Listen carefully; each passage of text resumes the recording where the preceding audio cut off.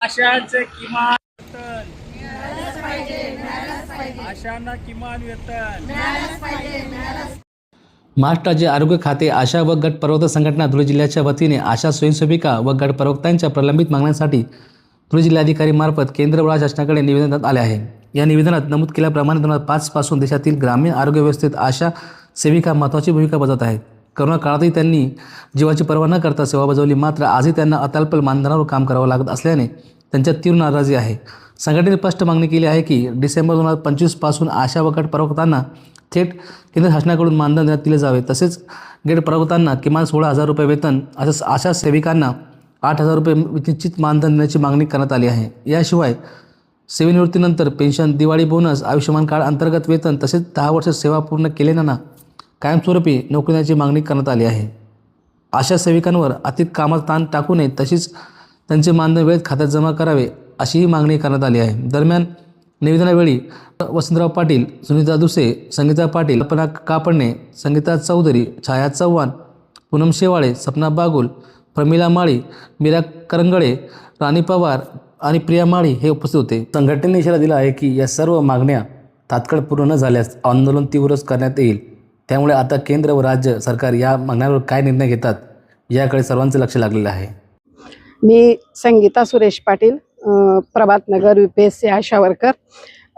आमची एकच मागणी आहे की आम्हाला 4 महिन्यापासून आमचं मानधन आम्हाला मिळालेलं नाही आहे, तरी शासनाने असं न करता आम्हाला दर महिन्याला आमचं वेळेवर मानधन प्राप्त करून द्यायला पाहिजे। कारण आमच्या आशांमध्ये बाकीच्या विधवा आशा आहेत, बाकीच्या घटस्फोटित आहेत, बाकीच्या आशांची एकदम गरिबीची परिस्थिती आहे। असं न करता शासनाने आम्हाला त्वरित मानधन अदा करावं आणि आम्हाला जी लाडकी बहीण योजनेचा लाभ नाकारलेला आहे ते असं न करता आम्हाला लाडकी बहिणीचा लाभ आम्हाला भेटायला, आम्हाला आरोग्याच्या प्रत्येक काम आम्हाला देतात। आम्ही प्रामाणिकपणे प्रत्येक काम करत असतो, पण मग आमच्या मानधन आम्हाला वेळेवर का नाही भेटत?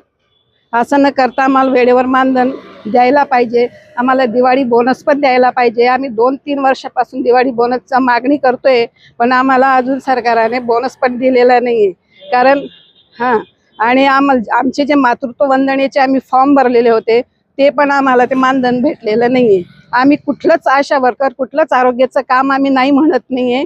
तुम्ही आम्हाला वरून जे काम दिलं आहे ते आम्ही प्रामाणिकपणे करतो।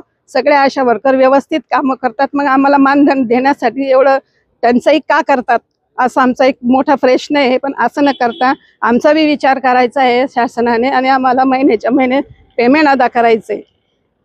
आज दिनांक 10/4/2026 रोजी धुळे जिल्हा महाराष्ट्र राज्य आरोग्य खाते आशा व गट प्रवर्तक संघटनेच्या वतीने आशांचं व गट प्रवर्तकांचं केंद्र शासनाकडून दिलं जाणारं मानधन हे डिसेंबर 2025 पासून थकीत असल्यामुळे आज मायबाप सरकार आणि जिल्हाधिकारी यांना निवेदन देण्यात आलं।